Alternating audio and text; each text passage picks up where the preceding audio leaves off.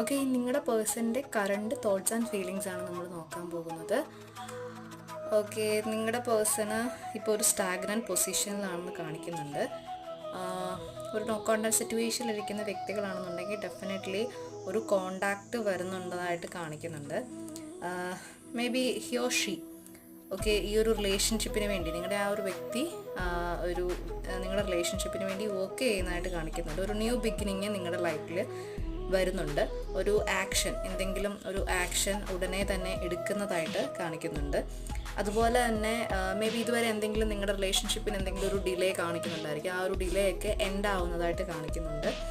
So അതുപോലെ തന്നെ നിങ്ങൾക്ക് ഒരു സപ്പോർട്ട്, ആരുടെ ഒരു സപ്പോർട്ട് ഈ ഒരു റിലേഷൻഷിപ്പിൽ കിട്ടുന്നതാണ് ഡെഫിനറ്റ്ലി. സോ ഇതാണ് നിങ്ങളുടെ പേഴ്സണിൻ്റെ ഒരു കറണ്ട് തോട്ട്സ് ആൻഡ് ഫീലിങ്സ്.